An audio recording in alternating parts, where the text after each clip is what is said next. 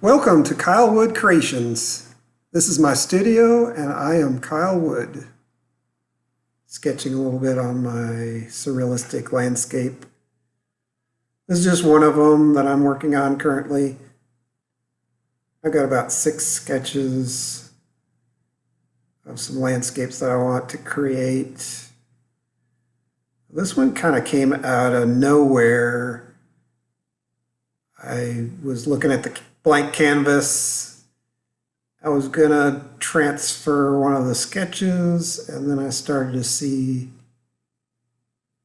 some hills develop and imagery come about, so I went ahead and started adding that in. I had a feeling of what direction it was going to go, so I just kept on coming back to it and adding more information. And I wanted some kind of a bubble effect of these. You'll see them later as I go back up here. There's some steps. A little guy peering through the window. He's got kind of porthole looking windows. They're kind of fun. Kind of inset. Got an inset door on his home. And I started the steps off as just regularly rounded, but when I put the little stepping stones down, it was just obvious I needed to do those as like octagons, or I mean hexagons. And so his steps turned out to be more they're not really hexagons, but they're hexagonal shapes as they're coming down. And I had a vision of an image that was kind of purplish, bluish, but the sky was like really bright yellow. So that kind of drove me to do this image in that direction. And so far, I'm really seeing it as really bringing the lighting into an unrealistic, otherworldly, daydream type of landscape. Some other world that is totally imaginary, not based on any kind of, or very little earthly parameters. So these bubbles, you see one off to the right, but I want to have them as more silver, like they're almost like made out of mercury of some kind. So they're not going to be transparent. You're not going to see the yellow through them or anything behind them through them. But they're off to the right, they're coming out of this strange plant that is billowing out these mercury bubbles. And they're going into the window of the weird creature that you saw peering out of the window. And these thorns are growing on this beast that is kind of lumped down here on the ground, kind of looks like it's asleep at this angle, but if you look above, you'll see more of the activity of the creature and how it's interacting with the environment itself. I wanted to get this extra toe in there because it just didn't quite look like a foot yet. And he's kind of a little fat and lazy. But off to the right, I still haven't gotten there yet, but I like little characters just sitting on edges, and it gives gives a idea of the actual perspective or how big things are. So, and also it just gives more of this is a real environment. And also, when I see a character in a painting, or in a surrealistic landscape, I kind of put myself in their place as well. So the viewer can kind of look at it from their point of view, like what are they doing, and wouldn't it be cool to be that character, or maybe I can relate somehow to him. And in my mind, the more I went along with this, the more it seemed to be like some hidden fairy realm, but not really. So the character to the right is definitely very. He's like a little gnome or some kind of fairy creature that helps take care of this little world. And he's got one of the silver balls in his hand. I guess it's made out of mercury or some viscous liquid like that. But because of the gravity on this strange planet or world, it doesn't fall to the ground, or maybe the atmosphere is thicker or something. I really hadn't worked everything out, but I'm just looking at the visual play of everything and just having fun with how it comes together.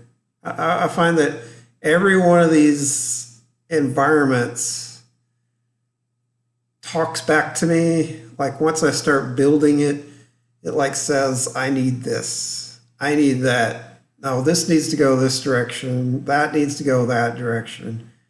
And when I start going in the wrong direction, it's just the way it works, is that you start to feel wrong. Something feels wrong about it. And so you pull back or erase that. I had done the technique is gone along with a previous painting I did a long time ago. And I really liked it. I don't know why I didn't stick with it, but it's mixing acrylics with colored pencil. This is probably the last one I'm going to do on canvas, because it's a little bit difficult on the canvas to get it to the pencil to show up. So, I mean, it's still working, but I've been experimenting with working on board, and it's just, you don't have to worry about pressing into it. Like, I don't want to make the canvas bow. I'm always afraid that I'm going to start making the canvas have wrinkles or bows, but so far it's been pretty taut. Pretty happy with how it's going right now. As you can see, the shading is going fairly well. I build things up slowly, but like I said, the painting that I did previously that was a mixed media experiment of mixing acrylic and colored pencil. And I just kind of built them on top of each other, and it just worked really well. Ended up being mostly acrylic, but there's just something I enjoy about drawing. And this one might be more colored pencil than that previous image that I did. There's just something about the detail that personally I don't really get as quickly or as precise as you do with colored pencil, or at least I do with colored pencil. And then I did one experiment where I was gonna go in with pen and ink, but I had trouble with it, kept bleeding through. So you can see, excuse me, you can see the bubbles going over to the other side, and then they go into that round window, and they come out of this strange plant off to the right. That's not the entire painting, but it was as far as I could go back at the time. This is all, the video is pre-recorded of this creation. And So these little hands, I wanted this like come across as almost see an enemy. It kept coming to me as that's just the feel, like these hands are just kind of like gummy bear-ish material, and they just kind of they're more playful, and they try to touch or bap at these little balls that go by. And then I'm going to have, I mean, I had the vision of this happening, so I'm going to do it where the one little finger that points up and touches, we just passed it off to the left. And there's a bird in the sky. Still not sure what colors I'm going to have on him. But the little finger that's touching the ball, I'm going to have some reaction. I've got it in my mind as to what's going to happen, but I need it to be, it's going to be a real colorful reaction when it gets touched. It's just, I'm not sure why, but that needs to be there. And this bird, I really like birds anyway, but I wanted to kind of create a fanciful bird in the sky, so I'll probably use some like peacock colors or something unusual like that. And then over here on this mountain, it's kind of carved in, but then it's also got natural elements to it. So I'm just getting some of that natural rock form look. I didn't want it super smooth or anything. I also have, there's two of them, but there's one main monolith, like mountain sculpture, kind of like Mount Rushmore or something like that. Who knows when this thing was created, but it's just giant. You can see his neck over to the side there. And there's two of them. One's way off in the background, and then this one's right here. And always like faces anyway, so I try to implement them anytime I can into my landscapes. And I don't know where the faces come from. I see them in my head, and I'm like, it fits the painting. It's what's going to go there. And I want it partially covered by this rock home. I'm not sure why. Probably just not to have everything like perfectly not overlapping. It's just natural that things aren't always perfect and stuff. So most of my landscapes, at least most of the images I do anyway, but the surrealistic landscapes, it's a mystery. There's got to be something about it that pulls you in and makes you ask questions like, what is going on here? Where is this place? What is that made of? What surface is that? What does that feel like? How is that happening?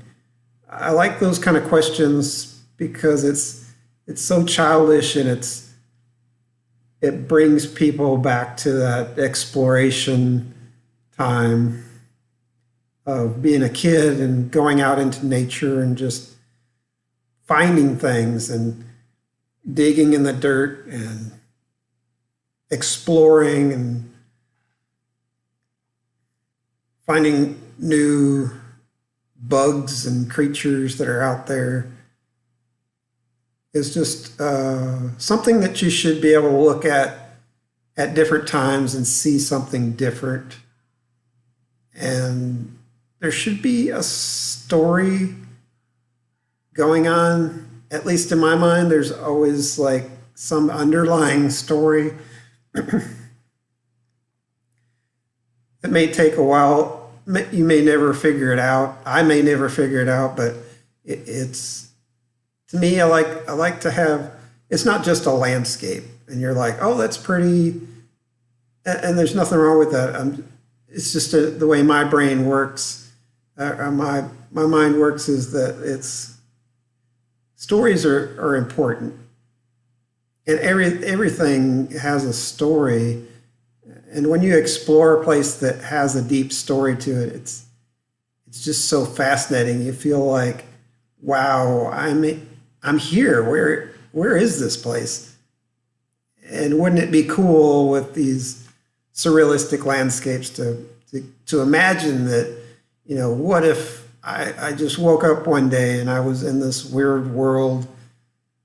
What would I think, or how would I explore this crazy landscape? What kind of dangers might be there? I like to have a certain amount of danger or a thought that, I gotta be cautious here. This is not like this character that I have in the center. He's kind of cute, but kind of gross, but kind of weird. But obviously not too dangerous, because the little elf off to the right isn't afraid of him. He doesn't seem to be, anyway. Almost like he's trying to help him out or something. So you have that idea that he's got this mercury ball in his hand and he's either going to give it to him or entice him with it. There's something going on there. So anyway, that's the direction that this landscape is going in. And I think most of my skies are probably going to be unusual. I've got another painting that I've already started, that was going in a more normal direction. And then I was like, this just looks boring. So I pushed the sky to be a little bit more unexpected. And it's still landscapey, but it's different than this particular creation that I'm doing. Also think down the line, it would be a lot of fun to take some of these elements and actually make a sculpt out of them. I'm not sure where I'm going with that, if I'll ever do that, but I've got to do some of these little strange things that just come out of nowhere. I just feel like they need to exist in our reality somehow. So hopefully someday I'll go do that, but it would have to be after the painting is done. But we'll see. So we're nearing the end on this, and it's been fun talking to everybody. Come back and see what else I am creating at Kylewood Creations. You can also go to my website at kylewoodcreations.com and explore. There's not really a whole lot there right now, just because I am kind of going in this new direction, and you'll see I have some coloring books, and we'll talk to you later. Goodbye.